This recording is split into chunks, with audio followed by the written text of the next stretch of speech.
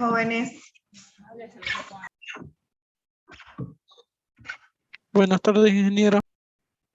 Buenas tardes, ingeniera. Bueno, Buenas tardes, ingeniera. ¿Cómo les va?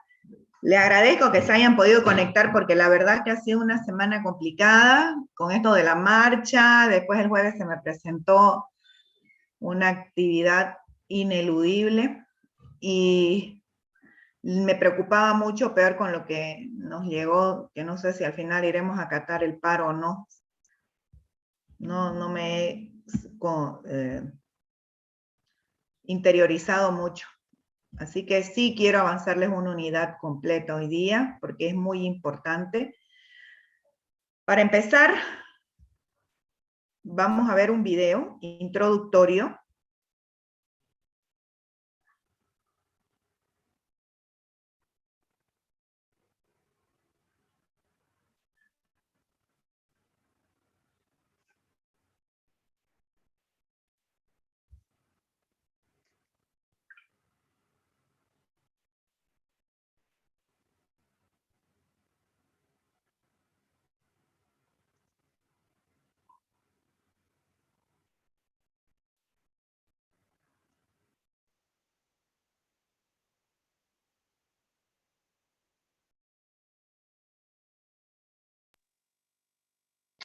No ha compartido el video, ingeniera.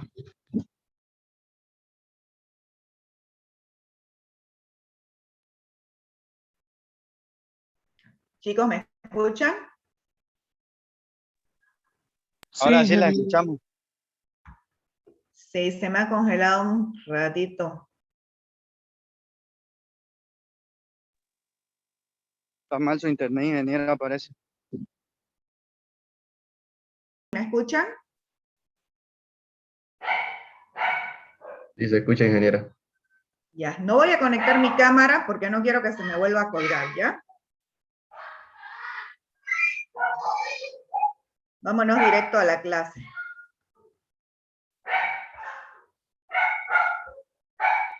Por favor, van a ver con atención este video, porque después a partir de ahí vamos a empezar con todo. Si no logran escuchar algo, me avisan. Todos veíamos el cambio climático como una cosa muy aislada que podía tener el país, pero el cambio climático nos tocó a la puerta y de forma muy introspectiva, ¿no? Y ha causado lo que está pasando ahora, la falta de abastecimiento de agua potable en el municipio de La Paz y El Alto. El acuífero con el cual se alimentan las aguas de consumo humano para la ciudad de Santa Cruz está situado en Porongo y se alimenta del Parque Ámboro. El 74% de esa recarga sufre del Parque Ámboro y el otro porcentaje viene de la cuenca media del río Piraí. Y como todos sabemos, en la parte de Porongo se han licenciado más de 170 urbanizaciones planificadas sin ningún control. En Porongo no existe una planta de tratamiento, no está planificado el sistema de aguas residuales. Entonces va a sufrir un colapso de aquí a 5 años probablemente. El tema de residuos sólidos es un problema muy serio. La generación de basura es todos los días por cada ser viviente en la ciudad. Entonces son dos problemas fundamentales que están causando que Porongo va a sufrir serias consecuencias. Si las autoridades a nivel nacional, departamental y municipal no toman medidas inmediatas en conjunto, o sea, que sea un trabajo mancomunado.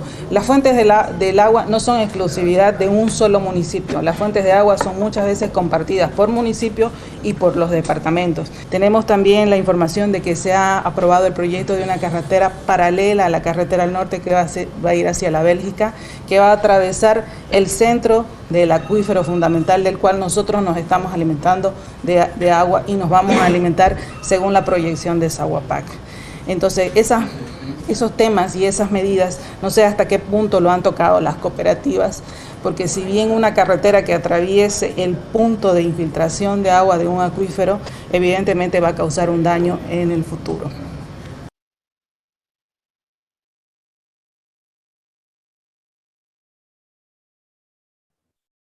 Bueno, la unidad que vamos a avanzar ahora es sobre la calidad del agua, ¿ya? El video introductorio que les he mostrado nos habla acerca justamente del acuífero que alimenta a la ciudad de Santa Cruz.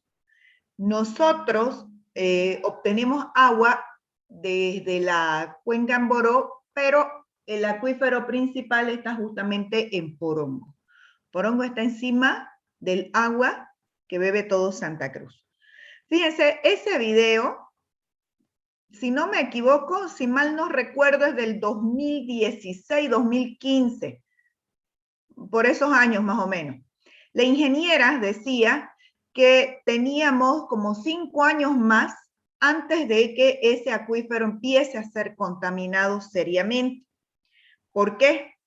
Porque Porongo no tiene un sistema ni siquiera de agua potable, tienen pequeñas plantas de tratamiento. No existe un sistema integral de agua potable, mucho menos un sistema de saneamiento básico. No hay alcantarillado sanitario y su tratamiento de la basura prácticamente es inexistente también. Justamente ayer tuve una reunión con una de las concejales de Porongo, porque queremos ver el tema aguas. Queremos, es decir, tenemos una fundación en la que yo soy voluntaria, donde vemos todas las gestiones medioambientales relacionadas con el agua. Y nuestra mayor preocupación justamente es atender al municipio de Porongo, porque todo lo que pase allá nos afecta directamente a nosotros, ¿ya? Los acuíferos subterráneos son difícilmente contaminables, no es como el agua superficial. Nosotros vimos en la anterior unidad que podíamos tener agua, captaciones superficiales como captaciones subterráneas. Nosotros tenemos captaciones subterráneas, son difíciles de contaminar, pero no es imposible. Y pareciera que el ser humano se empeña en morir, se empeña en contaminar su mundo. En el momento en que el suelo se contamina, en ese momento el acuífero se contamina, ¿ya? ¿Cómo contaminamos el suelo? Principalmente por un mal tratamiento de la basura. Una poca o ninguna impermeabilización del suelo donde va a estar situado nuestro vertedero. En algún momento yo les voy a sugerir, no sé si en alguna materia lo tratarán, creo que no, todo lo que son entierros sanitarios y tratamiento de la basura, para nosotros los ingenieros es muy importante, ¿ya? Bueno, para empezar vamos a definir qué es lo que es el agua potable, ¿ya? Dice que es aquella que por sus características organolépticas, ¿ya? Las características organolépticas son las que nosotros percibimos con nuestros sentidos, sus características físico-químicas, las radiactivas, las microbiológicas, son consideradas aptas para el consumo humano. ¿Y cómo nosotros logramos considerar aptas, entre comillas, para el consumo humano? Pues en Bolivia existe la norma boliviana 512 y su reglamentación que establece cuáles son los parámetros que debe cumplir el agua de consumo para ser considerada agua potable. Todas estas normas bolivianas yo se las he subido al Classroom, ¿ya? Porque creo que es importante que las tengan y es muy importante también que las lean, ¿ya? Entonces se las he subido para que ustedes vayan leyendo con calma. Todo lo que yo subo, toda la información que yo suba a la plataforma del Classroom, puede tener preguntas en el examen, ¿ya? Eso quiero que lo tengan siempre bien claro. Desde los videos hasta las normas, el material que les doy o las investigaciones que les sugiero hacer. Bueno, para empezar, vamos a hablar cuáles son las impurezas más comunes que puede tener el agua. Pero para saber qué son las impurezas, primero vamos a hablar sobre qué son las características físicas del agua, ¿ya? Las características físicas están relacionadas con los sólidos totales. Los sólidos totales es la suma de estos dos, de los sólidos disueltos y los sólidos en suspensión. Es decir, de este y de este. ¿Ok? Esos son los sólidos totales. Ahora, los sólidos disueltos son mayormente sales que se encuentran presentes en el agua y no pueden ser separados por medio físico. Es decir, que nosotros no podríamos filtrarla, el agua, y decir que va a dejar de ser salada o que va a separarse de estos disueltos que ya están presentes, ¿ya? Normalmente los sólidos disueltos no se detectan a simple vista, se detectan en el sabor o en el olor, ¿ya? Nosotros podríamos tener agua completamente cristalina, y sin embargo tener un alto contenido de sólidos disueltos, ¿ya? La presencia normalmente se detecta después de que el agua se evapora y quedan estas sales residuales en el medio que originalmente contenía el agua, ¿ya? Cuando ustedes hierven agua, siempre se van formando una costrita blanca, ¿no es cierto? En la ollita donde siempre se hierve el agua. Esos son los sólidos disueltos o las sales disueltas que antes habían en el agua que ustedes han hecho evaporar. Los sólidos en suspensión, sin embargo, sí se pueden ver a simple vista, ¿ya? Es un material que se encuentra en el agua en forma de coloides o de partículas. Muchas veces estas partículas son muy finas, sin embargo se las logra ver y causan en el agua la propiedad de la turbidez. Es decir, que la turbidez, esto de acá abajo, está directamente relacionada con los sólidos en suspensión. A mayor cantidad de sólidos en suspensión, mayor grado de turbidez también, ¿ya? A diferencia de los sólidos disueltos, que normalmente se separan de forma físico-química, los sólidos en suspensión pueden separarse con mayor o menor grado de dificultad por simples procesos mecánicos, como la sedimentación o la aplicación de algún filtro. Si en algún momento algo no entienden o necesitan que yo repita, para que tomen mejor sus notas, me avisan, ¿ya? La turbidez es la capacidad que tiene la materia, ¿ya?, de dispersar la luz. Cuando nosotros hablamos de turbidez, estamos hablando de una característica que relaciona con el contenido de sólidos finamente divididos que se presentan en el agua, ¿ya? A mayor grado de turbidez, hay poco paso de la luz, ya no mayor grado de dispersión de la luz. No permite el paso de la luz a través del líquido, eso quiere decir, ¿ya?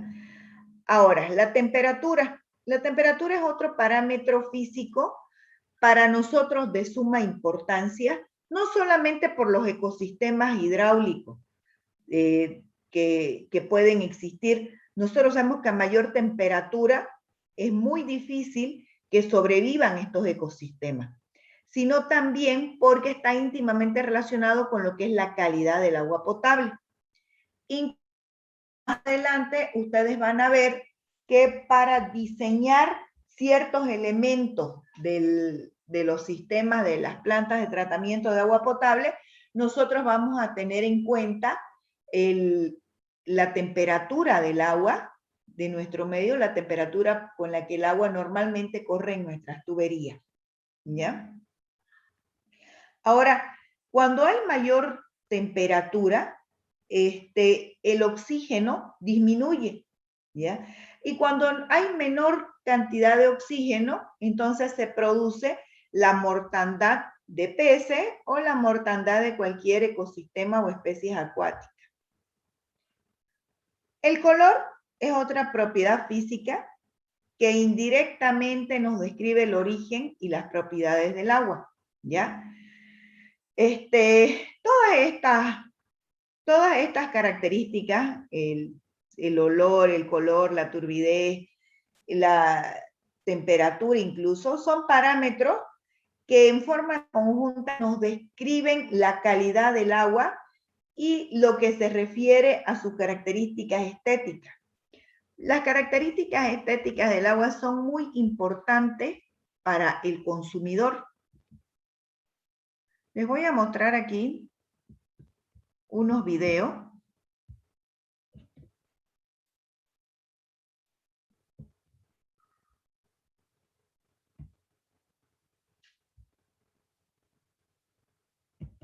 Que son muy importantes que los vean. No sé si ustedes en sus casas los mirarán con detenimiento, pero en algún momento yo voy a ir parando el video y les voy a ir dando tips acerca de las partes importantes que me parecen tienen que tomarla en cuenta para el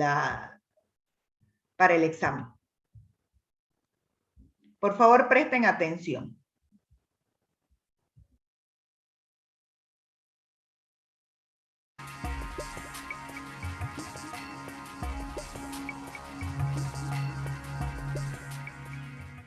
Hola, bienvenidos al curso de calidad de agua. Hoy vamos a hablar sobre algunos aspectos introductorios y vamos a dar algunas nociones sobre algunas características físico-químicas del agua para hacer un buen diagnóstico de esta. Bueno, a modo de introducción tenemos entonces que el agua es un elemento esencial para el desarrollo de la vida. El agua lo necesitamos para todas las actividades que nosotros llevamos a cabo diariamente y obviamente para también nuestras actividades vitales. Necesitamos de este elemento esencial. El agua tiene unas características propias del sitio donde nos encontramos.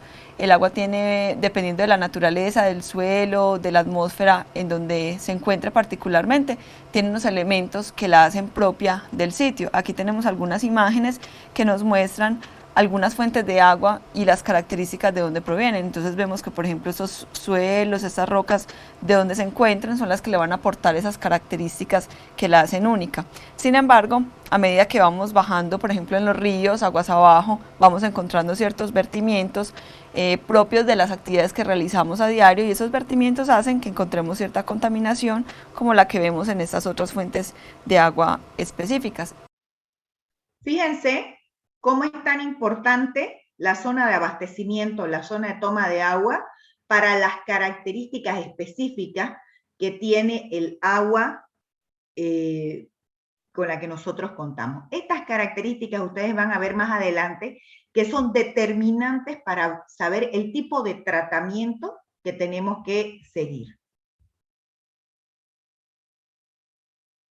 Y esas características hacen que varíe, que sean aguas ya un poco diferentes y que necesitemos una caracterización determinada para esas aguas en particular. Entonces, como objetivos básicos en este curso y en lo que tiene que ver con el diagnóstico de la calidad de agua, pues tenemos Esta parte es muy importante, los objetivos básicos del diagnóstico y tratamiento de la calidad de agua. Esto es pregunta de examen, me encanta que ustedes diagnostiquen de forma correcta el agua, porque es importante proteger la salud de las personas. Ustedes han visto las cifras que les he mostrado en la anterior unidad. La mayor cantidad de muertes y enfermedades en el mundo entero se dan por el consumo del agua contaminada. Es importante también proteger el recurso hídrico. Hemos visto ya que la cantidad global de agua potable, perdón, de agua dulce a nivel mundial es menos del 3%. Aunque se cree que el agua es un recurso renovable, y digo se cree, a medida que nosotros contaminamos más y no protegemos nuestro recurso hídrico, ese porcentaje puede ir disminuyendo. Proteger el medio ambiente, por lo tanto, es fundamental para proteger nuestros acuíferos. Y con esto, proteger nuestra calidad de vida. Importantísimo emplear el agua para el uso requerido, no malgastar el agua. Vieron bien de la anterior unidad que yo les he mostrado cuántos litros establece la ONU, creo que era la UNESCO, que debería consumir agua una persona, cuántos litros por día y cuánto nosotros consumimos aquí en la zona oriental. Además, es importante que garanticemos un agua estéticamente aceptable, porque si a ustedes le ponen un vaso de agua turbia, aunque les garanticen que esa agua ha recibido el tratamiento adecuado y pueden beberla sin ninguna complicación de salud posterior, yo estoy segura que muchos de ustedes van a preferir abrir su Coca-Cola llena de azúcar.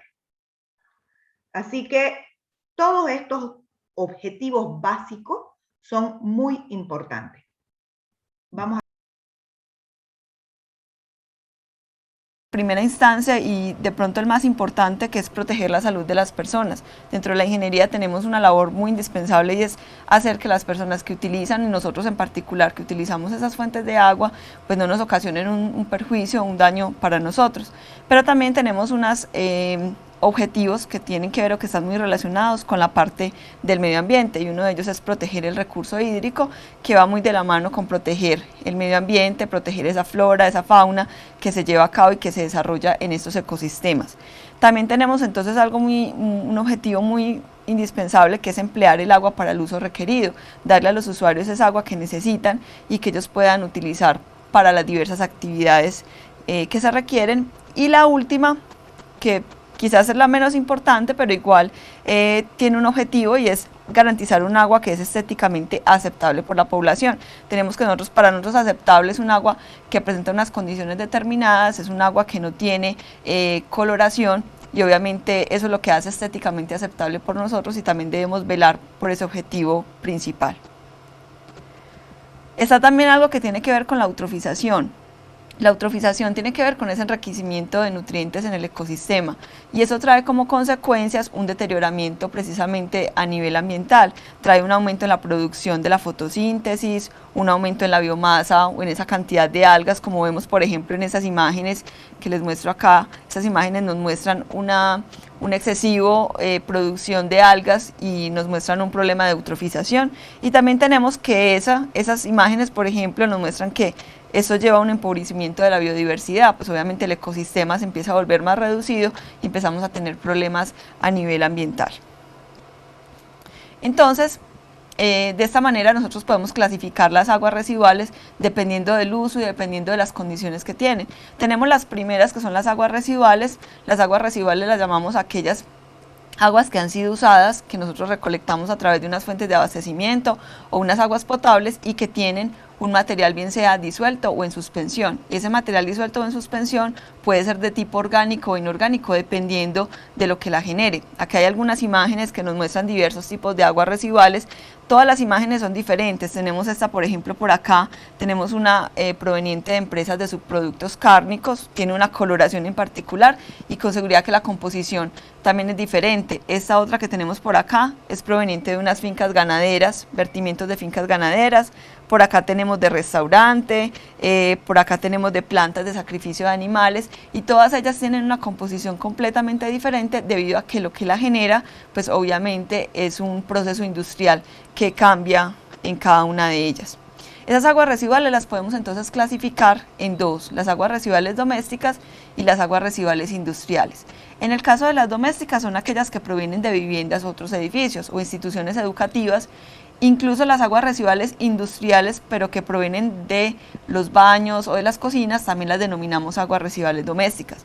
Son aguas que tienen una composición muy similar, ¿sí? Y de hecho en las imágenes pues vemos visualmente que son aguas que las vemos como muy similares, y haciendo la composición pues obviamente encontramos que son muy parecidas, y es porque los procesos que la generan todas pues son muy constantes. Todo tiene que ver con actividades de los baños, todo tiene que ver con lavados, con la cocina. Entonces pues tenemos que son aguas que son más fáciles de caracterizar porque su composición prácticamente ya la conocemos.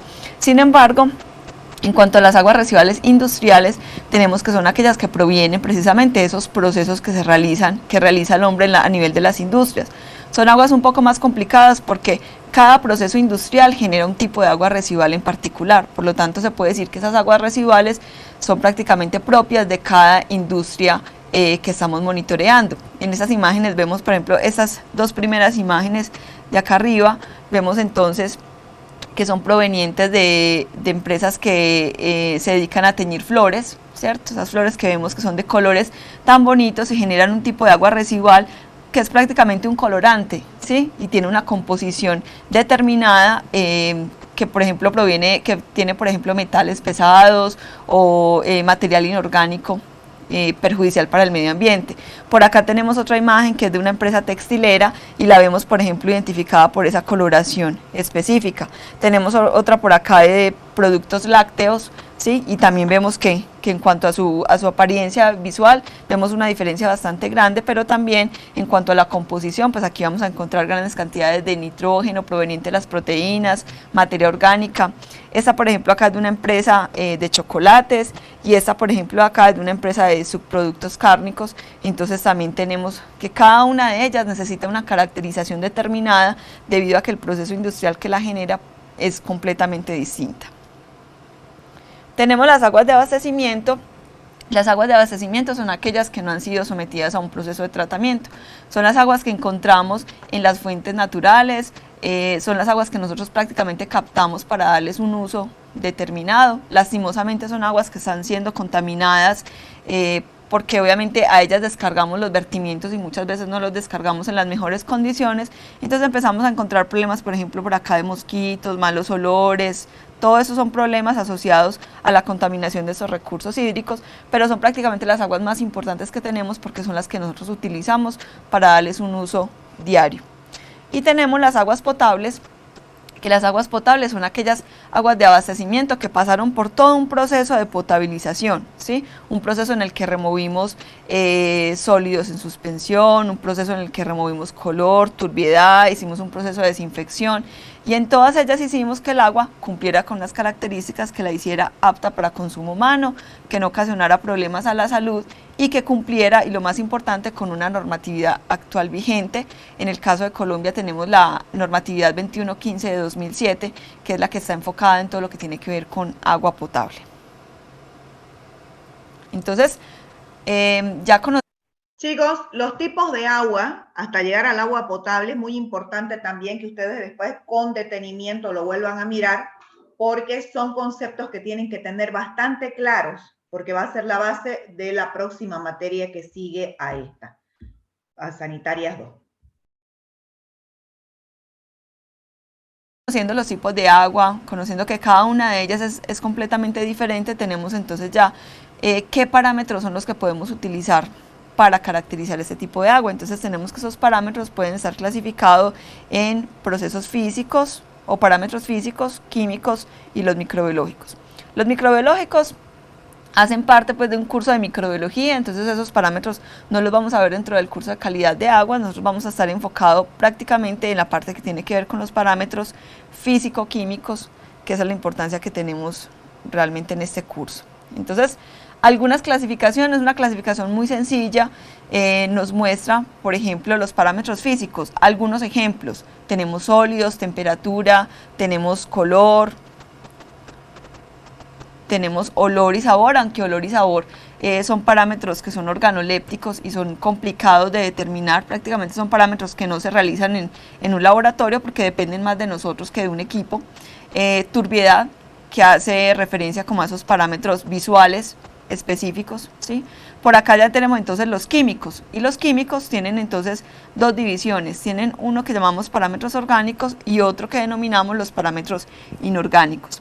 Dentro de los orgánicos podemos hacer otra clasificación, podemos clasificarlos en parámetros globales y en parámetros particulares.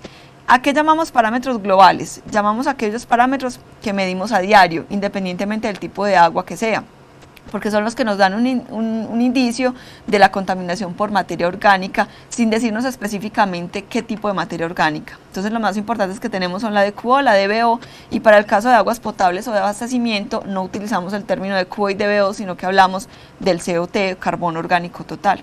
Ya si queremos saber específicamente ¿a qué se debe esa materia orgánica? Pues ya venimos a los parámetros particulares, y los parámetros particulares entonces ya están enfocados en la parte de proteínas, hidrocarburos, grasas, fenoles, pesticidas y muchos otros que tenemos, pero ya nos dicen específicamente a qué se debe esa contaminación por materia orgánica.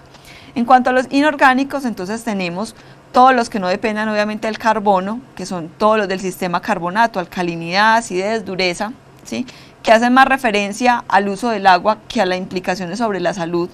pH, por ejemplo, que es el parámetro más importante que tenemos en calidad de aguas, independientemente de cualquier tipo de agua que tengamos, cloruros, algunas formas del nitrógeno, algunas formas del fósforo, y por acá tenemos, por ejemplo, los metales pesados, que es una contaminación bastante grave que tenemos en los cuerpos de agua. Bueno, entonces finalmente tenemos que todos esos parámetros que les enseñé, esos parámetros que son poquitos, los podemos encontrar todos ellos establecidos dentro de este libro. Este libro es el estándar métodos y ese libro es el que nos muestra realmente todos los parámetros que podemos hacer a nivel mundial en cualquier cuerpo de agua. Entonces digamos que es como nuestra guía o nuestra base para este curso. Cualquier laboratorio que trabaje calidad de aguas debe seguir siempre esta bibliografía o este libro, y vamos a encontrar referenciados como algunos de ellos. Por ejemplo, la DQO la vamos a encontrar, por ejemplo, con este código, y este código hace referencia a este método en particular, método del reflujo cerrado, método colorimétrico. Cada parámetro dentro del estándar métodos tiene su código y tiene diversas formas de hacerlo, por eso están clasificados como A, B, C, porque cada uno corresponde a una metodología diferente que podemos realizar. Pero siempre que vamos a buscar cuál es el método más apropiado para realizar una prueba de calidad de agua, siempre debemos ir a buscar y a referirnos a ese libro del estándar métodos. Ese libro va cambiando con los años, en estos momentos vamos en la versión del 2012, ¿sí? Pero cada año pues obviamente o cada cierto tiempo va cambiando dependiendo de cómo vayan siendo los parámetros dentro del mismo laboratorio. Con esto concluimos entonces el tema de hoy. Es importante que tengan en cuenta que para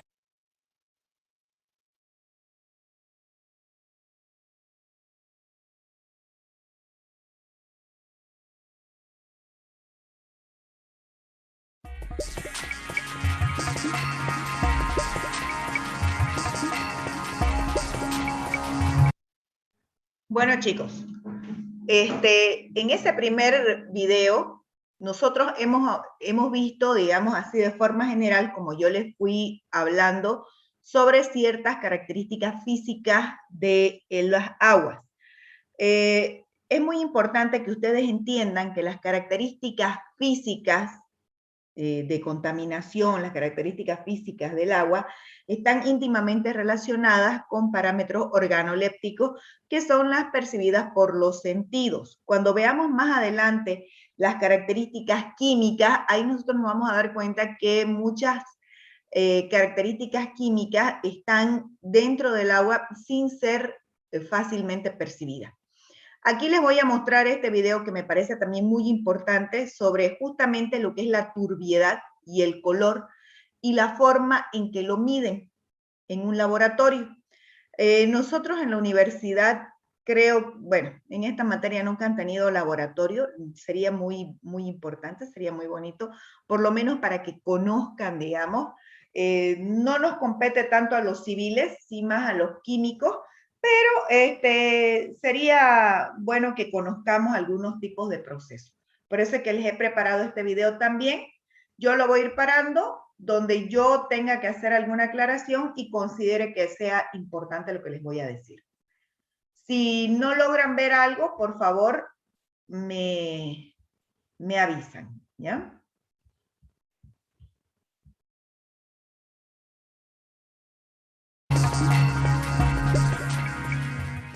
Hola, bienvenidos al curso de calidad de agua. Hoy vamos a hablar de los parámetros físico-químicos básicos. Vamos a tratar específicamente la turbiedad y el color en las aguas. La turbiedad entonces es un parámetro que hace referencia a todo ese material en suspensión que interfiere con el paso de la luz, ¿sí? Que afecta ese paso de la luz a través de ella.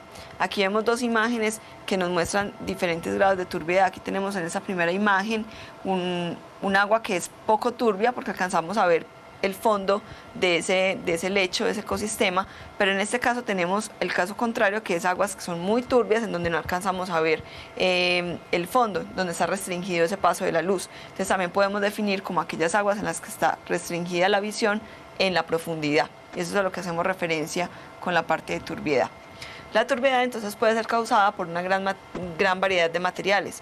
Pueden ser materiales que van desde partículas que son muy coloidales o partículas muy gruesas, en general partículas que son en suspensión, y pueden ser partículas que bien sea provienen de compuestos orgánicos o bien sea provienen de compuestos inorgánicos. Pasa algo específico, es que la turbiedad no hace referencia o no es capaz de clasificar y de saber específicamente a qué se debe o qué la ocasiona. Para uno saber si se debe a compuestos orgánicos o inorgánicos necesita hacer otra caracterización diferente. Entonces la turbiedad solamente nos hace referencia a eso que nos evita que veamos a través de esas muestras o nos limita el paso de la luz, pero no nos dice específicamente de dónde proviene ese tipo de contaminación específica. Aquí tenemos también otra imagen que nos muestra también un grado de turbiedad diferente, y aquí por ejemplo vemos aguas que son poco turbias porque alcanzamos a ver entonces la luz no está restringida a través de ella. La importancia entonces que tenemos con este parámetro en la ingeniería tiene que ver principalmente o está muy asociada con condiciones que son estéticas. Cuando hablamos de condiciones estéticas, por ejemplo en esta imagen vemos un agua que es muy turbia y es un agua que pues obviamente al consumidor no le agradan esas características en particular. Entonces la parte de la turbiedad hay que cuidarla mucho desde el punto de vista estético para garantizarle a los usuarios un agua de buena calidad que cumpla con una normatividad y que sea aceptable estéticamente.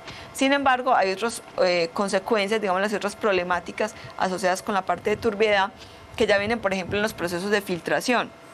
¿Filtración en dónde? Por ejemplo, en las plantas de potabilización, o por ejemplo, si estamos hablando de la filtración en una piscina, en algún ecosistema o algún sistema que estemos realizando ese proceso.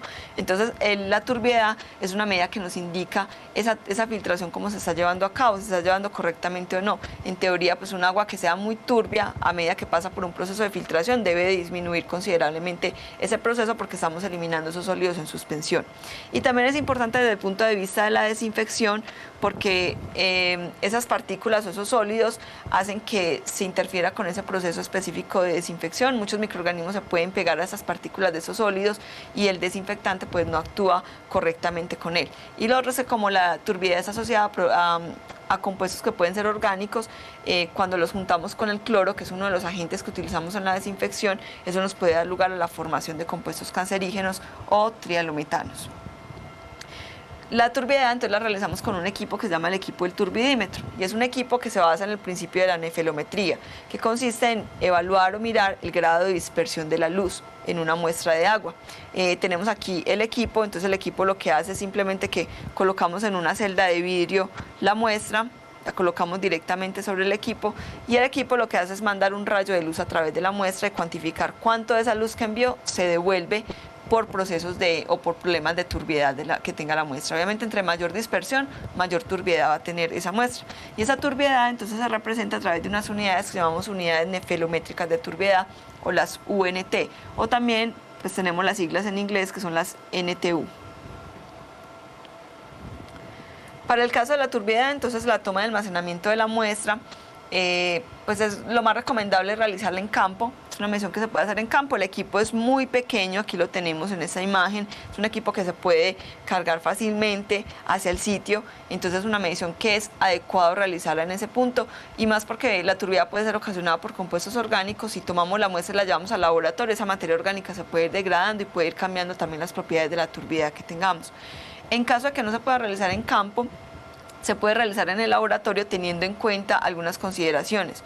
Una de ellas es que pues lo más recomendable es hacer la toma de muestra en un recipiente de vidrio para evitar que de pronto algunas partículas se queden pegadas al recipiente de plástico. Sin embargo, también es posible o es factible tomarlo en una muestra, en un recipiente de plástico. La preservación de la muestra debe ser a 4 grados centígrados, ¿sí?, a una temperatura muy baja, para evitar procesos de degradación de los microorganismos. Y la estabilidad, estamos hablando de que la muestra debe llegar antes de 24 horas al laboratorio para poder ser procesada y analizada lo más rápido posible. En el caso entonces del color, es un parámetro que si bien está ligado con la turbiedad, pero nos hace referencia a otro tipo de contaminación. Entonces estamos hablando de dos tipos de color, o el agua puede tener dos tipos de color: un color que denominamos color real o verdadero y un color que llamamos color aparente. Cuando hablamos del color real o verdadero, estamos hablando de ese color que tienen naturalmente las aguas y que es ocasionado por extractos vegetales o por compuestos orgánicos que tenemos, o también por compuestos inorgánicos, pero que son más propios del medio ambiente. Por ejemplo, la descomposición de la materia orgánica, la descomposición de las hojas, de las ramas, que da lugar, por ejemplo, a sustancias húmicas o fúlbicas. Ellas pueden aportar entonces extractos vegetales u orgánicos que nos aportan un color propio de las aguas. En el caso del color aparente, estamos hablando de todo ese color que es aportado por material en suspensión. Entonces estamos hablando más de una contaminación que se realiza o que realiza el hombre a los cuerpos de agua que altera el color real que tenemos. La diferencia entre el uno y el otro en cuanto a la metodología para cuantificarlo es que el color real no requiere filtración previa. Necesitamos filtrar la muestra previamente con el objetivo de eliminarle todo el material en suspensión que tenga y dejarle el color real del agua. En el caso del color aparente, entonces no necesitamos realizar filtración previa. Lo que hacemos es medir la muestra tal y como llega de campo. Aquí tenemos algunas imágenes que nos muestran ciertas coloraciones, que son coloraciones, si vemos por acá, por ejemplo, esa parte, son coloraciones muy asociadas a la parte de los suelos. Por ejemplo, suelos muy arcillosos que tienen alto contenido de hierro pueden dar lugar a coloraciones que son de este tipo, que son coloraciones como rojizas o como más bien amarillas y son propias de ese sitio donde se está generando esos cuerpos de agua. Importancia entonces del color en la ingeniería. Entonces tenemos una importancia que es estética. Aquí vemos una diferencia bastante grande en esa imagen. Tenemos un agua cruda, un agua de una fuente de abastecimiento con un color en particular, un color natural, y tenemos una muestra ya después de un proceso de tratamiento, después de haberle eliminado el color. Obviamente por condiciones estéticas, pues al usuario no le podemos dar este tipo de aguas porque obviamente no la va a aceptar, porque para los usuarios obviamente eso es un indicador de que hay cierta contaminación, de que hay una problemática en ese tipo de aguas. Y lo otro es en los procesos de desinfección, y aquí volvemos a lo mismo que hablábamos en la turbiedad, y es que como el color está asociado también a materia orgánica, cuando hacemos la desinfección con cloro nos da la formación entonces de trialometanos, que hablábamos que eran compuestos cancerígenos y que son muy peligrosos entonces para las personas. El color entonces se realiza a partir de un equipo que llamamos el espectrofotómetro. Es un equipo que también es óptico como el turbidímetro, pero hace una medición completamente diferente. En este caso, el equipo manda un rayo de luz a través de la muestra y el equipo cuantifica cuánto de esa luz se absorbe, a diferencia de la turbiedad, que cuantifica es cuánto se dispersa. Y en este caso entonces el equipo nos arroja unas unidades que se denominan absorbancias. El color tiene unas unidades que se llaman unidades de platino cobalto o unidades de UPC. Entonces, si yo quiero cambiar esas unidades de absorbancia a UPC, lo que necesito hacer es hacer uso de una curva de calibración. Y la curva de calibración entonces se hace a partir de un estándar que es una combinación entre el cloroplatinato de potasio y el cloruro de cobalto. Entre estos dos elementos se llama un estándar de platino cobalto. Y debido a esto es que se adoptaron las unidades del color. Debido a eso es que el color tiene unidades que se denominan unidades de UPC, unidades de platino cobalto. Aquí tenemos una imagen entonces del equipo del espectrofotómetro. Aquí la diferencia es que la muestra no se pone en una celda de vidrio como en la turbiedad, sino una celda de cuarzo, porque el cuarzo permite que los rayos de luz pasen fácilmente a través de esa muestra. Lo que hacemos es poner la muestra, ponerla en el equipo y hacerle entonces la medición de la absorbancia y finalmente convertirlo a unidades de platino cobalto. Para el caso de la toma de almacenamiento de muestras, entonces es una medición que, si bien lo más recomendado es realizarla en campo, no es posible realizarla en el sitio debido al equipo, que es un equipo muchísimo más grande, ¿sí? Volvemos aquí a la imagen, es un equipo que requiere en muchos casos, como en este, un computador, entonces es imposible hacer la medición directamente en campo. Entonces para eso se utilizan las mediciones que son en laboratorio. Aquí hay una observación, es que hay algunos métodos que tienen que ver con colorímetros, que son equipos un poco más pequeños y que sí permiten llevarse a campo. En ese caso entonces lo más recomendado es hacer esa medición directamente donde estamos tomando la muestra. En el caso que no se pueda, entonces se lleva la muestra al laboratorio y las condiciones son exactamente las mismas de la turbiedad. Recipiente preferiblemente de vidrio, pero también es posible hacer la toma de muestra en uno de plástico. La preservación es a temperatura 4 grados centígrados sin adicionar ningún reactivo y la estabilidad son 24 horas para evitar que la materia orgánica se degrade y nos cambie el color que tiene entonces esas muestras.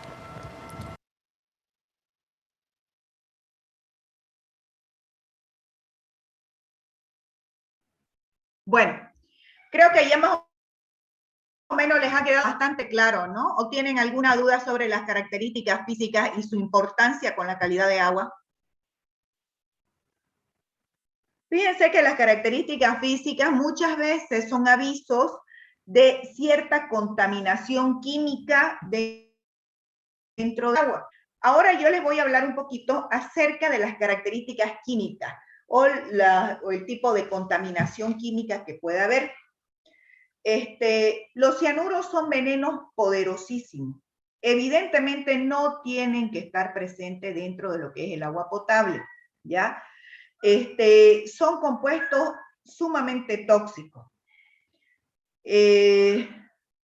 Normalmente, si se llega a encontrar cianuro en el agua, es debido a derrames accidentales o muchas veces por infiltración de desechos con este contaminante, ¿ya? Es muy importante que nosotros monitoremos siempre de forma permanente los yacimientos y los acuíferos que nosotros tomamos agua. El cianuro está muy presente en la industria, perdón, voy a tener que sacar a mi perro un minuto, por favor.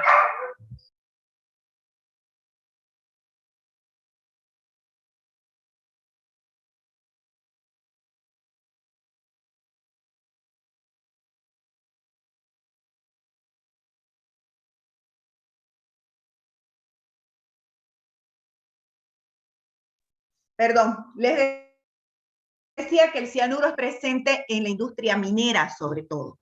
Hace unos años atrás me tocó presenciar de cerca la nueva explotación que se le empezó a hacer al Cerro Rico de Potosí. El Cerro Rico de Potosí es un cerro que prácticamente es plata pura, esa es la verdad.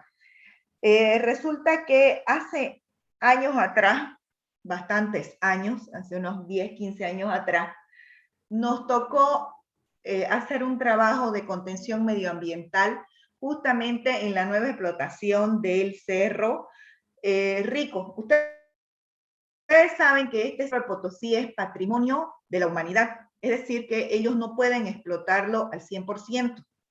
Normalmente cuando se tiene un yacimiento en forma de cerro, lo que hacen es irlo explotando, irlo cavando, irlo separando, hasta que llegan a formar, como decir, huecos profundísimos. O sea, desaparece el cerro y en su lugar queda un pozo profundísimo. ¿Qué es lo que hacen cuando llega a pasar eso? Lo sustituyen por alguna laguna artificial, cosa de generar algún otro ecosistema y de alguna forma mitigar el daño medioambiental. Resulta que el Cerro de Potosí no pueden hacerlo porque es patrimonio de la humanidad. Entonces lo que hacían en esa época era recoger todo lo que va cayendo del cerro, esas piedras, esa tierra residual que hay a los alrededores del cerro, ellas lo recogían, ¿ya? Llenaban camiones y lo llevaban a como una pampa grandísima, donde para separar la plata de la tierra usaban cianuro. Le echaban cianuro, el cianuro por características químicas que evidentemente los ingenieros civiles no conocemos, hacía que la plata se disuelva y se llega al estado líquido. Entonces, llegado al estado líquido, era más fácil que lo separen de la tierra, ¿sí? Del suelo, y por medio de unos canalcitos le iban llevando a ciertas pozas de acopio, donde ellos iban sacando la plata líquida, la iban purificando por procesos químicos y finalmente formaban los lingotes. Solamente con el deslave del cerro tenían para explotarlo de lo que iba cayendo y obtener plata. Por un lapso, en esa época, ellos calculaban entre 15 a 20 años de explotación, solamente con lo que caía del cerro, para que ustedes se imaginen. Pero, ¿qué pasa con el cianuro? El cianuro es tan tóxico que caiga una gota de cianuro en el suelo puede llegar a contaminar miles de litros de cualquier acuífero. Entonces, ¿cuál era por qué nosotros estábamos allá? Porque nosotros impermeabilizábamos con geomembrana la pampa esa donde ellos lavaban, digamos, con cianuro, esto que iban sacando del cerro, nosotros lo teníamos que impermeabilizar con geomembrana, justamente protegiendo el suelo. Porque al proteger el suelo, nosotros protegemos también el agua. Bueno, la radioactividad es una medida de la emisión de ciertas partículas llamadas alfa y beta que se producen en la descomposición de materias radiactivas, ¿ya? Esta radioactividad son altamente nocivas para los seres vivos, ¿ya? Producen daños irreversibles, muchas veces le achacan, digamos, incluso las malformaciones congénitas, algunos tipos de tumores cancerígenos y cualquier otro daño a nivel celular.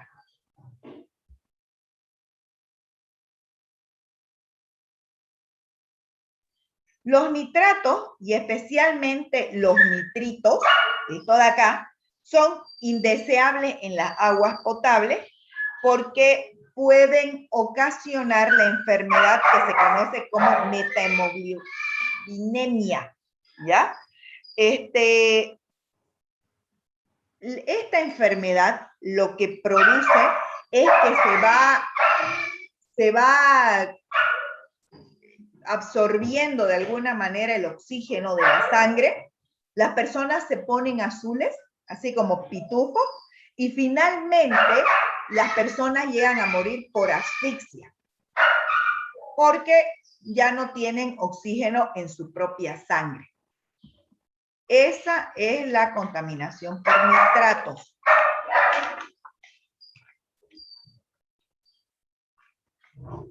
Ahora, el fósforo. El fósforo no es una materia que sea tóxica para los seres vivos, ¿ya?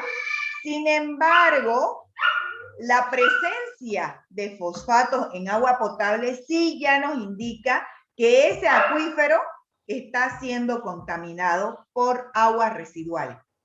Es decir, que hay una devolución al suelo de aguas residuales sin un tratamiento previo. Bueno, los pesticidas, los agroquímicos y todos estos orgánicos sintéticos, ¿ya? Siempre se dan por causas generadas por el ser humano, por el hombre. Estas se les llaman causas antropogénicas. Entonces, siempre que ustedes escuchen, sí, lo que pasa es que es un daño antropogénico, quiere decir que es el hombre el que ha ocasionado esa contaminación, ¿ya? Cuando estas pesticidas, los agroquímicos, etcétera, se integran al agua, aunque sean en cantidades muy pequeñas, son sumamente nocivas. Son tóxicas, son venenos. ¿Ya? Si es que llegan a superar un parámetro ya establecido por la norma, que es hasta donde se puede limpiar esa agua, ya directamente esa agua ya es inadecuada para el consumo humano, es agua perdida. Entonces, nosotros tenemos que tener mucho cuidado la forma en que hace el tratamiento del agua, ¿ya? Bueno, bioquímica de oxígeno. La demanda bioquímica de oxígeno es una de las pruebas más importantes para medir los efectos contaminantes. Nosotros ya en el primer video que vimos, habíamos hablado de la DBO y la DQO, más o menos que ya les habían dado una idea. Esta prueba nos establece los efectos contaminantes de un agua residual, ¿ya? Sin embargo, también es importante para los sistemas de agua potable. En sí, la DBO es la cantidad de oxígeno requerido por las bacterias para estabilizar la materia orgánica biodegradable bajo condiciones aerobias, ¿ya? Bueno, yo les voy a mostrar un video ahorita. porque es importante estos dos datos del DBO y el DQO. Sin embargo, quisiera aclararles que si es que en algún momento hubieran ecuaciones químicas que a nosotros los ingenieros civiles no nos importa, porque yo por lo menos, no sé la mayoría de ustedes, estudié ingeniería civil porque química no me gustaba, entran dentro de nuestra evaluación, ¿ya? Cultura general nada más.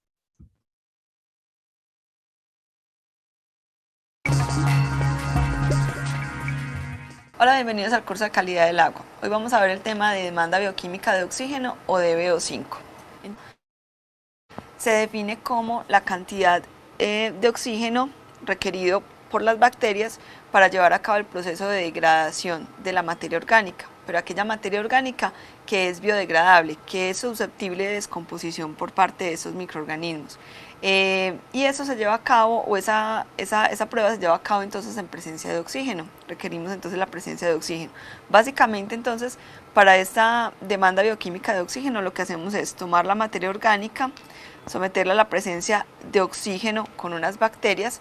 Esas bacterias son aerobias y son bacterias que además requieren nutrientes, y lo que hacen ellas es llevar a cabo el proceso de transformación de esa materia orgánica a CO2, agua y compuestos inorgánicos. Es básicamente lo mismo que se realizaría en el caso de una prueba química, ¿sí? Sometiendo la materia orgánica a la presencia de un agente oxidante fuerte, pero en este caso lo hacemos con bacterias y en presencia de oxígeno, que es lo que requieren ellas. Ellas entonces hacen este proceso de descomposición para obtener una energía, y esa energía la utilizan para generar nuevas células o nuevas bacterias. Es una prueba que es mucho más aproximado a lo que hay en la realidad, lo que ocurre realmente en los cuerpos de agua, porque allí es donde tenemos bacterias que son las que se encargan de transformar la materia orgánica en diferentes ambientes. Sin embargo, es una prueba que debido a su tiempo, ¿sí? Digamos que ella se llama DBO5, porque el 5 hace referencia a la cantidad de días que hay que dejar la prueba en el laboratorio. Entonces, debido a esa cantidad de días que se requieren, pues obviamente es una prueba que no es muy utilizada, y por esas razones que se utiliza más la prueba de la DQO, que demora menos tiempo. Sin embargo, esa es más importante, y esta, digamos, que es lo que más se aproxima a lo que hay realmente en los cuerpos de agua. La DBO5, entonces, al ser un bioensayo, una prueba a través de bacterias o de microorganismos, pues obviamente tiene un margen de error bastante grande. Bueno, estas se las he querido mostrar este video introductoriamente. Les voy a solicitar, vean con detenimiento en sus casas. Quiero avanzar un poco más, ¿ya? Así que se los voy a dejar para que ustedes lo vean en su casa. Por favor, véanlos, porque seguramente va a entrar en el examen, ¿ya? Fíjense, vamos a hablar ahora de lo que es la demanda química de oxígeno. La demanda química de oxígeno es otro tipo de prueba que consiste en determinar la cantidad total de materia orgánica. ¿Cómo determinamos esa materia orgánica, esa cantidad? Por la cantidad de oxígeno que requiere para oxidar esta a dióxido de carbono y agua, ¿ya? La medición de estos dos, del DBO y el DQO, en una muestra de agua va a estar siempre directamente relacionada con su grado de contaminación, ¿ya? Si nosotros dividimos el DBO y el DQO, nosotros, el DBO5 y el DQO, vamos a encontrar el grado de biodegradabilidad, ¿ya? Si este grado es igual a 1, sí son biodegradables. Si este es de 0,5, son moderadamente biodegradables, y de 0 a 0,4 no son biodegradables. Gracias a este grado de biodegradabilidad que nosotros podemos obtener dividiendo el DBO5 entre el DQO, vamos a elegir el proceso para descontaminar nuestra agua. Así de importantes son. Bueno, los compuestos orgánicos refractarios son aquellos que persisten en su descomposición a otros compuestos de diferente estructura química. También se los pueden llamar compuestos orgánicos persistentes. Algunos de estos son la gasolina, cualquier tipo de derivado del petróleo. También aquí entran los pesticidas, los insecticidas, lo que son solventes orgánicos, etc. En el primer video que vimos sobre lo que es calidad de agua, les hablaron del pH. Yo escuché que la ingeniera les decía que el pH dentro de lo que es agua potable es una de las características químicas más importantes que debemos tener. El pH, o también conocido como potencial hidrógeno, ¿ya? Es lo que nos mide si el agua tiene características básicas o alcalinas, o si no tiene características ácidas. Hace muchos años atrás ya está establecido por la Organización Mundial de la Salud que una dieta ácida para el ser humano, un excesivo consumo de carne roja, un excesivo consumo de diferentes tipos de ácidos, nos pueden conducir a un estado de salud deplorable. Incluso lo relacionan con las células cancerígenas. Una dieta básica o alcalina se relaciona más con el consumo de frutas, de verduras, en fin, de carnes blancas, donde se cree, se ha establecido ya hace muchos años, que esto nos lleva a un estado más saludable. Dentro de las aguas, cuando el pH es 7, se dice que es un pH neutro. Y el agua no va a tener características ni ácidas ni alcalinas, ¿ya? Normalmente, aquí en Santa Cruz, el pH de las aguas naturales, de acuíferos subterráneos, está en un rango de 6 a 8, ¿ya? Estos son los más adecuados en realidad para que exista una actividad biológica de los ecosistemas dentro del agua. Quiere decir que permite la vida dentro del agua, ¿ya? Hace un tiempo se ha puesto de moda el pH 10, que es un tipo de agua alcalina, que la comercializan bastante. Bueno, personalmente en mi casa consumimos este tipo de agua alcalina. Es muy recomendable desde el punto de vista de la salud, ¿ya? Entonces, ahí se los dejo, el datito. El fierro y manganeso casi siempre se encuentran en forma conjunta en la naturaleza, siempre están juntos, ¿ya? Por lo que si en algún momento ustedes encuentran altos niveles de fierro, seguramente también hay altos niveles de manganeso. No son sustancias tóxicas, pero la calidad del agua no va a ser la adecuada si estamos en presencia de altas concentraciones de todo elemento, ¿ya? Es más, un consumo de agua permanente con una cantidad superior a la que la norma establece de fierro y manganeso puede ocasionar no solamente problemas de sabor, sino también podría ocasionarnos cierto tipo de problemas estomacales y de sangre. El exceso de fierro en la sangre no es bueno tampoco, ¿no? Bueno, la presencia del flúor aquí en Santa Cruz es un problema que se presenta con mucha frecuencia, sobre todo porque nosotros ocupamos aguas de acuíferos subterráneos. Cuando estos acuíferos subterráneos ya son sobreexplotados, se acrecienta la concentración de flujo, ¿ya? En dosis de moderada, el flúor tiene hasta un efecto benéfico. Nosotros vemos campañas de fluorificación para los niños, digamos, por un tema de mejorar, digamos, el fluoruro de calcio para que mejoren los dientes y los huesos, ¿ya? Sin embargo, en dosis alta, esto se fija, este compuesto se fija también en los huesos y produce un tipo de endurecimiento que fragiliza, ¿sí? Nosotros en la ingeniería manejamos el término de fragilidad y de ductilidad. La fragilidad, sobre todo en fierros, se trata de un endurecimiento que de alguna forma ya no es beneficioso, ¿sí? Muchas veces este endurecimiento lleva a ciertas deformaciones del esqueleto humano y en altas concentraciones también a osteoporosis o endurecimiento del sistema óseo. Bueno, finalmente los metales tóxicos, ¿ya?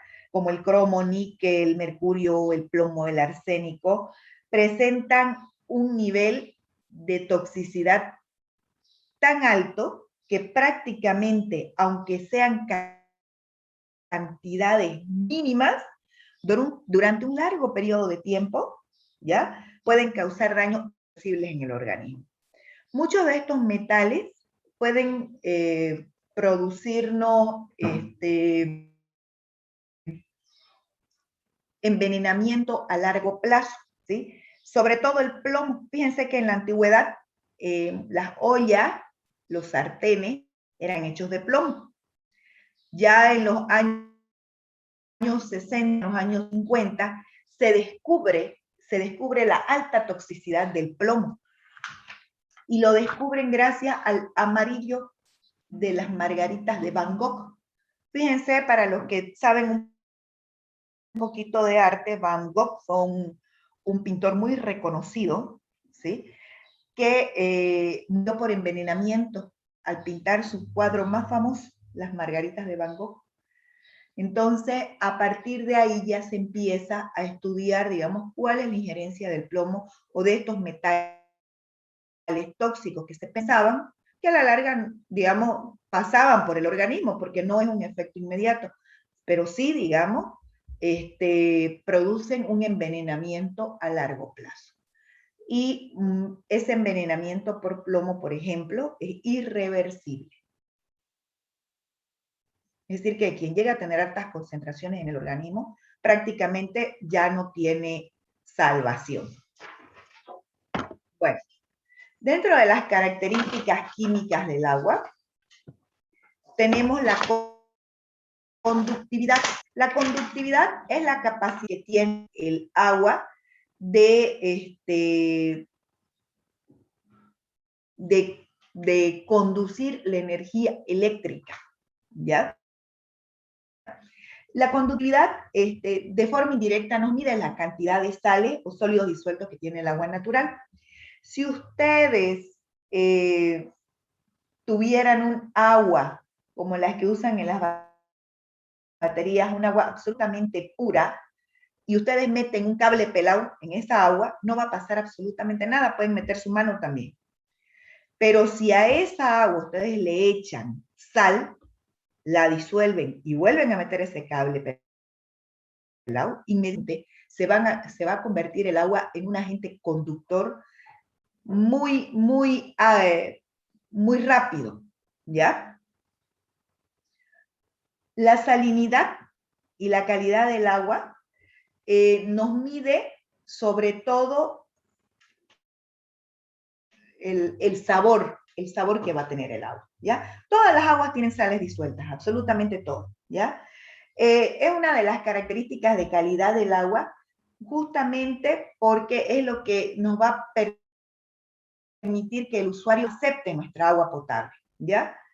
La alta alcalinidad también no es, la alta salinidad del agua no es que vaya a producir un irreversible en el organismo, pero sí puede producir daño, problemas estomacales. Si alguno de ustedes conoce el mar, y bueno, ha probado el agua de mar, realmente es salada, no es recomendable beber directamente porque justamente produce serios desórdenes estomacales y en algunas personas pueden producirle ya cierto tipo de enfermedades diarreicas, ¿ya? Bueno, la alcalinidad del agua está directamente relacionada con el pH, es la capacidad que tiene un agua para neutralizar los efectos ácidos que actúen sobre ella. Normalmente la alcalinidad se encuentra en el agua proveniente de los minerales en forma de carbonato y bicarbonato, ¿ya? Con las que está en contacto el agua en los diferentes capas de los estratos subterráneos. Ahora, la dureza del agua se debe también a la presencia de cationes, calcio, magnesio, bario, aluminio y otros metales que también se encuentran dentro del agua como sólidos disueltos. Normalmente nosotros aquí en Santa Cruz lo que vamos a encontrar va a ser el calcio y el magnesio, ¿ya? Y la dureza del agua va a estar directamente relacionada con la concentración de estos dos elementos. ¿Hasta aquí hay alguna pregunta? Bueno, nosotros en el anterior tema hablamos también de las curvas de consumo, de demanda y las curvas de disponibilidad que iba a tener el agua. Les comenté que Aguapac había hecho un estudio que en el año 2040, si no me acuerdo bien, no, en 40 años, y el estudio fue hecho hace 15 años atrás, es decir, hace 20 años atrás, ya no me acuerdo bien, estas curvas se iban a cruzar. Esto es lo que representa las tendencias en el consumo y cómo incide en la calidad de agua potable. Si ustedes ven aquí, la roja punteada es la disponibilidad que tenemos del agua, esto desde el punto de vista de un acuífero. En el transcurso del tiempo, a medida que la demanda aumenta, la disponibilidad del agua evidentemente va a disminuir. Al disminuir la disponibilidad, automáticamente también disminuye la calidad del agua. Existe un estándar mínimo de calidad que cuando el acuífero sobrepasa hacia abajo, este estándar mínimo se hace ya inservible. Ya nosotros ya lo hemos sobreexplotado, ya no podemos seguirlo explotando más. Bueno, esta es una tabla que van a ver después con detenimiento en sus casas, cuáles son los componentes indeseables que puede haber en el agua potable, de dónde se origina y sobre todo la forma de remoción, cómo nosotros vamos a ir usando todos este tipo de componentes que no deberían estar dentro de lo que es el agua potable que nos establece la norma boliviana. Estas son las 3 normas que les he subido, la 512, que es el Reglamento Nacional para el Control de la Calidad de Agua, la 495, definiciones y terminología, y nuestra Biblia en esta materia, la 496. Esta es una investigación que les sugiero hagan, no es obligatoria, pero sí puede aparecer en alguno de los exámenes. Una última cosa más que les quiero mostrar, porque dentro del Classroom hay una tarea más que ustedes seguramente ya la han visto. ¿Alguien ya ha revisado el Classroom? ¿Todo lo que yo he subido? ¿Todavía nadie? Ingeniera, está ya presente esta investigación. Ah, perfecto. ¿Presentó lo de Minamata? Sí, ingeniera. Ya, perfecto. Hay algo que yo les quiero mostrar de Minamata. Para los que todavía no lo han visto, ya es un video, son videitos cortos, es con lo que vamos a terminar la clase, porque el desastre de Minamata se conoce como el desastre más grande en la historia de la humanidad de contaminación de aguas. quiero mostrárselos este video. El otro día justamente les comentaba que estuve en reunión con una de las concejales de Porongo, que queremos empezar a trabajar con todo lo que es el agua, queremos empezar a asesorar al municipio de Porongo. Me asombra que, siendo un desastre medioambiental, uno de los más grandes en la historia de la humanidad, haya gente que nunca lo haya escuchado nombrar. Y no hablo de gente común, hablo de otros ingenieros dedicados justamente al tema agua, otros ingenieros hidráulicos.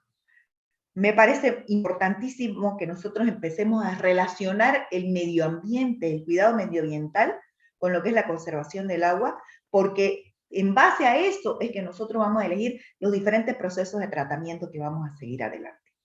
Así que, por favor, si algo no logran escuchar.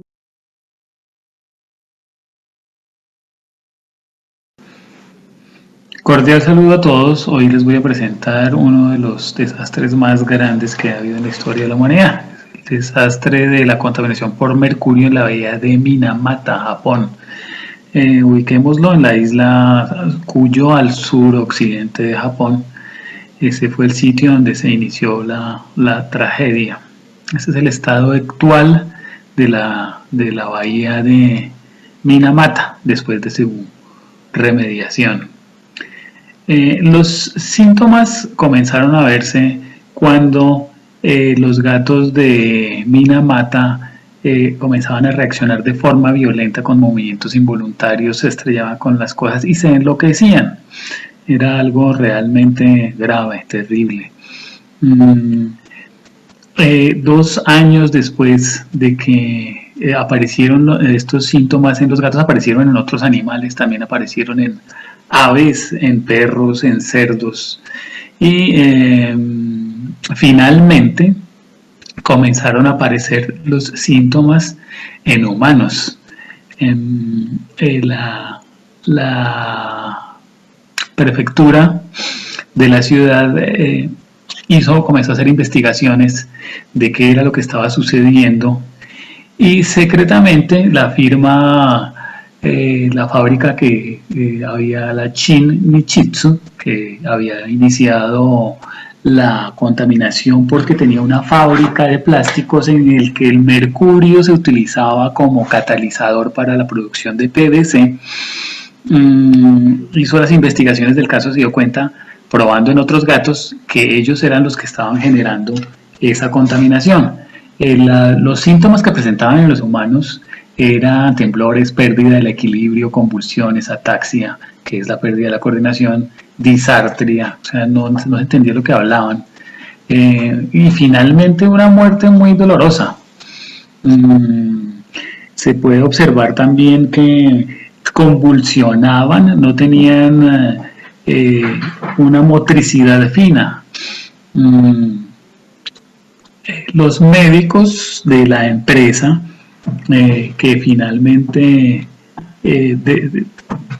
descubrieron que era el mercurio el causante del envenenamiento, ocultaron esto tanto a los pescadores de la bahía, que eran los más afectados, un grupo social que tuvo pues una grave situación social porque la gente pensaba que era una enfermedad contagiosa.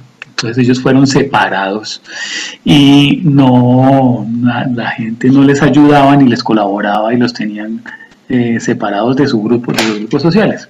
Cuando se dieron cuenta de que los mismos pescadores, de que la contaminación era por mercurio generada por la fábrica, se generaron unas protestas grandes, protestas que fueron reprimidas con fuerza pública, y engañaron a la gente diciéndoles que iban a construir un tanque para purificar las aguas. Ese tanque falso no retenía el mercurio que ellos estaban vertiendo en la bahía.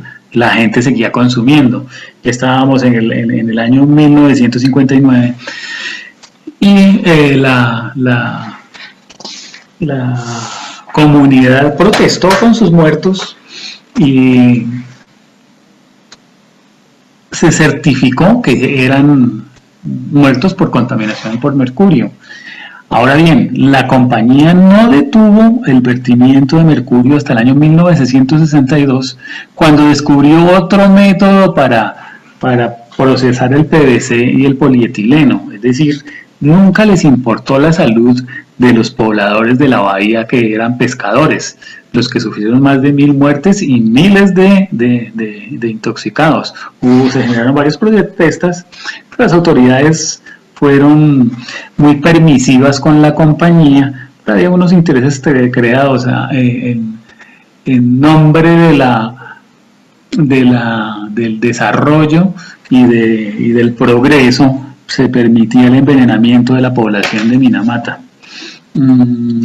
Después de muchos años, en el año 69, los pacientes demandaron a la compañía es hallada culpable de negligencia en el año 71, y en el año 1973 es condenada, y enfrentan los mismos damnificados, envenenados al dueño de la empresa, al dueño de la compañía. A partir del año 1974, la empresa comienza a indemnizarlos, pero su indemnización consiste en pagar los tratamientos. Ahora bien, ¿qué bueno de todo esto? La creación del el convenio de Minamata, en el que se va a controlar de aquí en adelante la...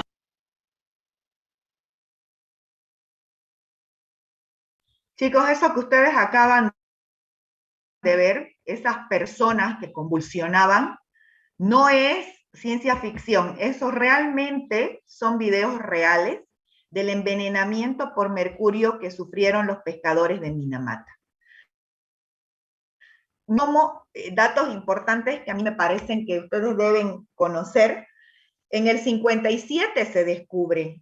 Fíjense que primero le echaban la culpa a los gatos, pensaban que era una enfermedad de los gatos y que el gato se la transmitía.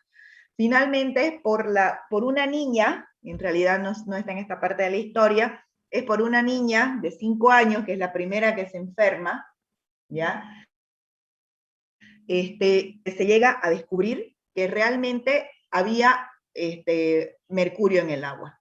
La compañía en un comienzo primero hace creer que es una enfermedad contagiosa y empieza a aislar, digamos, ¿no?, a estas personas.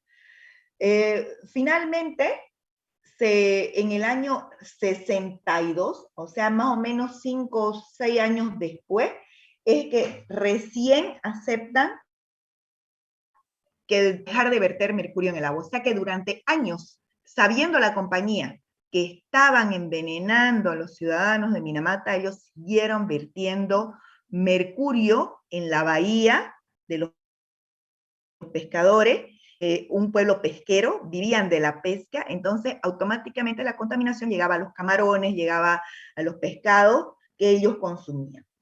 Fíjense, después de 10, 11 años, recién admiten la demanda en el año 69, en el 71, después de 3 años de juicio en lo que se presentan pruebas, se presentan personas enfermas frente al dueño de la compañía, es que se encuentra culpable a la empresa. Entran entonces en negociación y es recién en el año 73, 2 años después, que esta empresa es condenada. Tardaron casi 20 años los pobladores de Minamata en lograr que se les indemnice a las personas que habían resultado enfermas por este daño, terrible daño medioambiental a las aguas que se hacen en esta bahía, ¿ya? La indemnización simplemente es pagar los tratamientos. Aún hoy todavía existen sobrevivientes de Minamata, ¿ya? La bahía sigue contaminada, no se ha logrado purificarla, porque el envenenamiento por mercurio es casi irreversible. El problema es que de alguna forma nos puede llegar.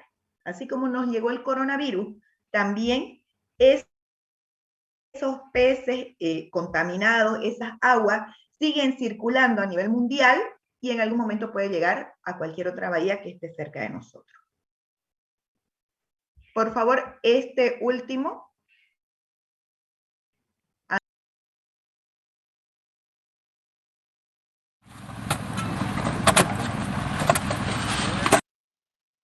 El video está en inglés. Por favor, le van a prestar atención a los subtítulos. Que no hablen inglés, por favor.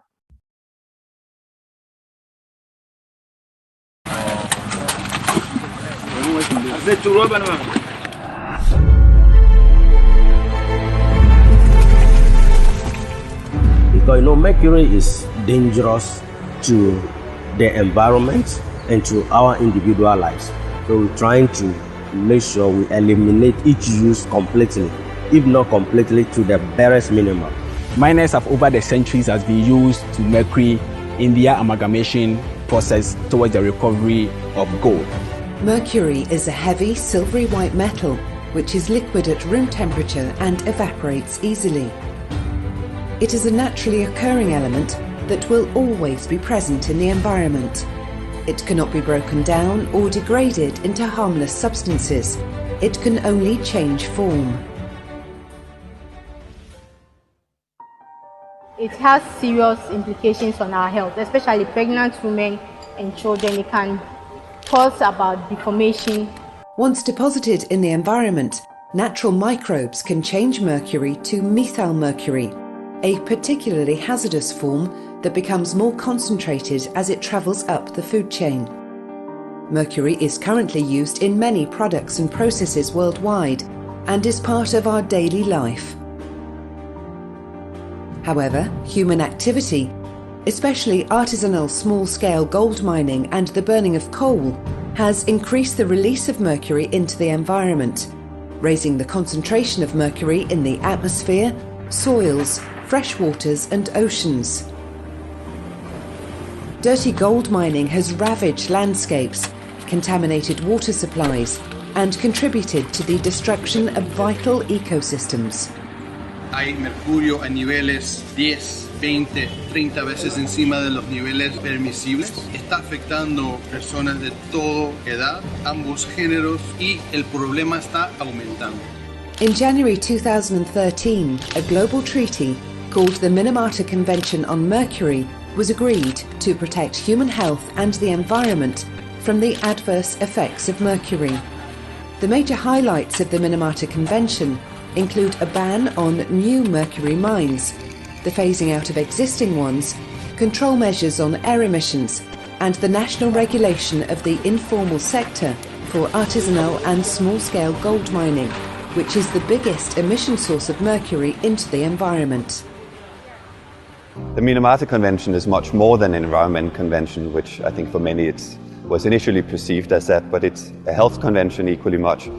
Without addressing the issue of mercury and the mercury releases and emissions, we are not able to address the sustainable development challenges of today and of the future. In order for the convention to come into force, there's a requirement in the convention text that 50 ratifications are required. The reason why it's important to ratify is that without ratification there is no legally binding obligations at the national level.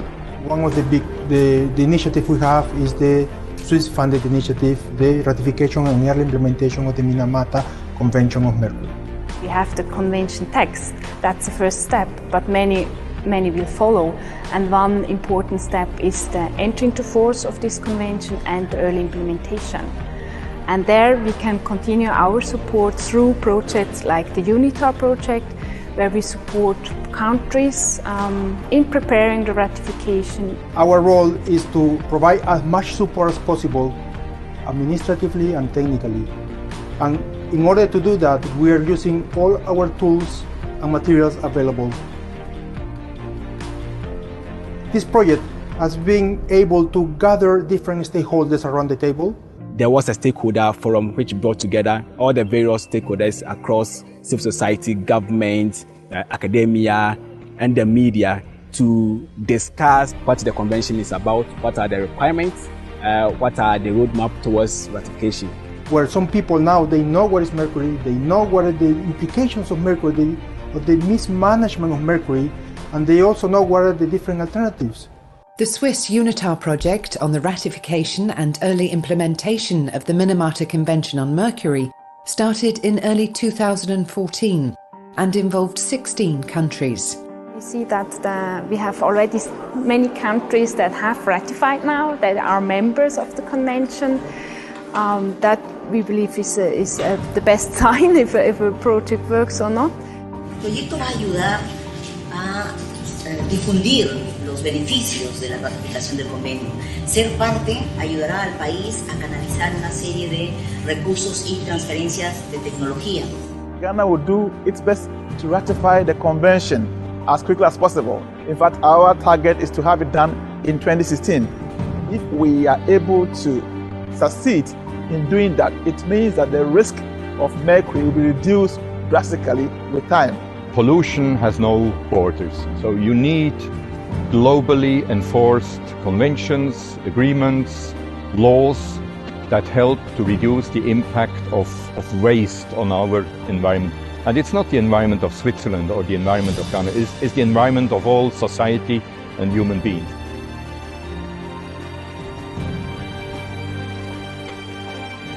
Looking at the medicine, on it, and just initially, before, since we're not well, we have been handling things in any way that we think to benefit us. Though we know mercury, don't put it in your mouth, and no one drinks up mercury or something. That is maybe all that we know. We don't know the causes of it and how one can be harmed in the environment, yourself, your neighbor, and other things. We don't know.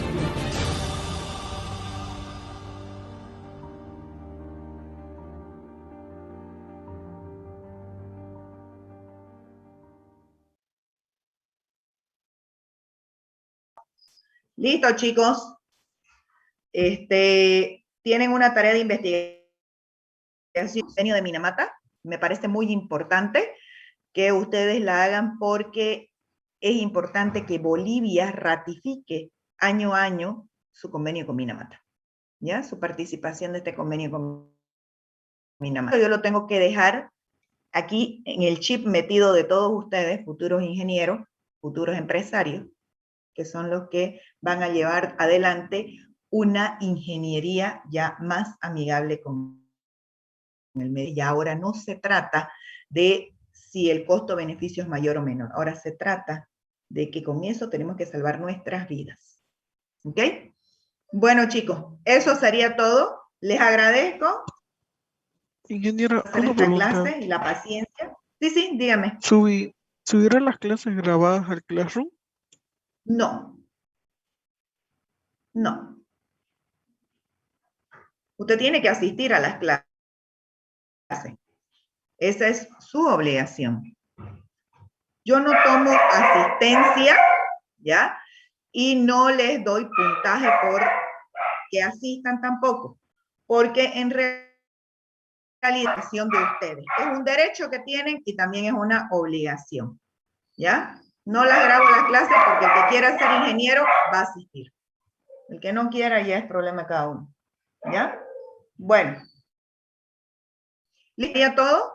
Si no hay más consultas, ¿nadie tiene más consultas? Ingeniera, disculpe, sobre el tema ese que se está hablando del paro indefinido, sobre la clase con usted, ¿cómo sería? Disculpe, no lo escuché porque ladró mi perro. ¿Sobre el paro qué me dijo? Bueno, el tema en sí sobre el paro indefinido, sobre que están hablando sobre la U. Quería saber si, bueno, sobre la clase con usted, si se van a seguir o se va a acatar lo que es el paro indefinido. La verdad es que nosotros tenemos que acatar lo que la universidad disponga, ¿no? Porque nosotros estamos en peligro de lo que costó sangre ganarle a la universidad y es justamente nuestra autonomía. Esa es una pérdida para todos, sobre todo para ustedes que se están formando. Ya yo estoy formado hasta donde he querido. Ya para mí, digamos, la universidad es un plus, pero para ustedes es su vida de aquí en más. Así que si la universidad decide acatar el paro, creo que es una responsabilidad acatarla. Tenemos que defender nuestra autonomía. Además que de la Universidad Gabriel René Moreno siempre han nacido todas las luchas autonómicas, todas las luchas civiles y todas las luchas de la democracia. Somos una cuna de líderes y esperemos que siga así. ¿Ok? Así que vamos a esperar las determinaciones. Adelantándome a eso fue que los cité para que tengan avance. De todas maneras, terminado el plazo de presentación de esta tarea, yo en el Classroom lo que sí voy a hacer es habilitarles la próxima tarea para que ustedes puedan y el que quiera puede ir avanzando por su cuenta. ¿Ya? Pero yo no soy quien para no obedecer el mandato de la universidad. ¿Alguna otra consulta, chicos? ¿Ninguna? Ingeniera, yo una. Sí. Ingeniera, disculpe, ¿usted puede todavía presentarle, atrasar mi informe que por mi trabajo no pude presentarle? Mire, yo le voy a decir una cosa, señorita Lourdes. Yeah. Usted puede tener muchas excusas, Sí. pero los plazos deben cumplirse. Si yo llego tarde a una licitación, yo puedo decir que mi perrito se enfermó, que la batería de mi auto no dio, igual no me la van a recibir. Está bien, ingeniera. Esta es su formación de ustedes. Pueden presentarla, me presenta alguna disculpa, algún certificado médico de trabajo, algo que usted la haya impedido en la tarea y puede ser que se la considere. Pero sí tienen que aprender a ser responsables, porque ustedes son futuros ingenieros y están en formación ahorita. ¿Ok? Sí, gracias. Gracias. Bueno. Chicos, nos vemos entonces, si es que la universidad no acatara el paro, nos vemos la próxima semana en las clases de presencia digital. Si es que la universidad acatara el paro, de todas formas van a estar en la virtual las tareas para quienes quieran ir adelantando en algo. ¿Ok? Bueno, hasta luego entonces y gracias por la presencia. Hasta luego, ingeniero. Hasta luego.